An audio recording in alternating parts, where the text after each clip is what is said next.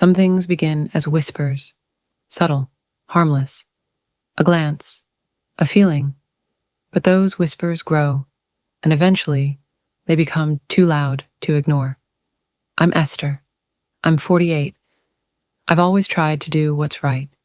My second marriage, to Gabriel, was supposed to be a fresh start. But Gabriel didn't bring me peace. He brought absence, distance. I became used to his silence, until someone else's presence filled that void. Jake, Gabriel's son from his first marriage. He's 28, quiet, strong, steady.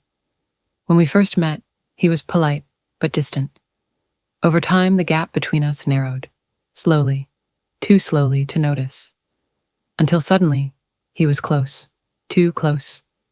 The night it all shifted, the power went out. I was alone in the house, and the darkness unsettled me. I called Gabriel.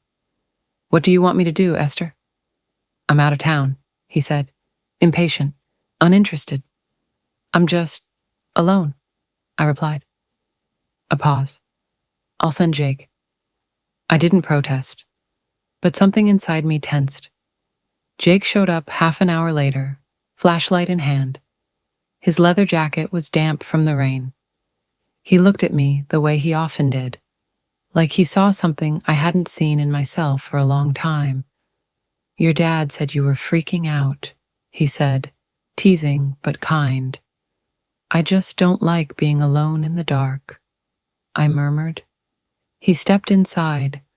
The light from his flashlight briefly illuminated the kitchen before bouncing back into shadow. "I'll check the fuse," he said, heading to the back. I sat on the couch, heart racing, unsure why. A crash startled me. I jumped to my feet and headed toward the sound. "Jake?" I called into the pitch-black kitchen. No answer.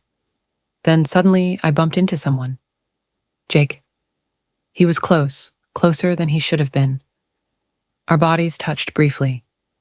I stepped back. "You came into the kitchen too," he said quietly. "I didn't know where you were." His hand brushed my waist as he steadied himself. It was innocent, probably. But the silence between us was anything but. "I think the washing machine's causing the overload," he said after a moment. "I'll unplug it." He crouched down. I watched his silhouette in the faint moonlight, trying to steady my breath. Finally, with a click, the lights returned. The house blinked awake, and suddenly I felt exposed.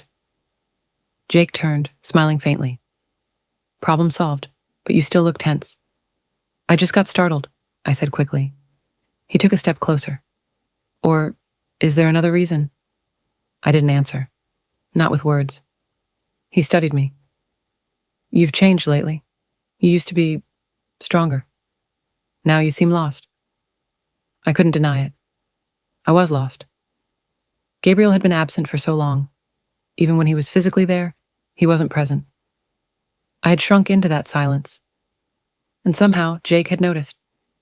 He leaned gently on the counter, his voice softer now. "I care about you." His words broke something inside me. The tears came before I could stop them. "How long have you felt this way?"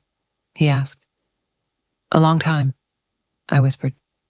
"Me too." That simple admission leveled the last of my defenses. Jake didn't try to fix me.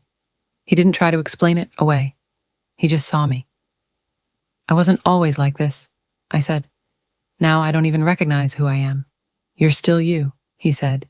"You just forgot." I believed him. He walked me back to the living room. We sat together on the couch. I leaned my head on his shoulder. He didn't move away. I don't know how long we sat like that, but I fell asleep. When I woke, my head was still resting on him. His was gently leaning against mine. We looked at each other. No words, just understanding. Maybe it was wrong. Maybe it was complicated. But in that moment, I didn't feel lost. I felt seen. And for the first time in a long time, I didn't feel alone.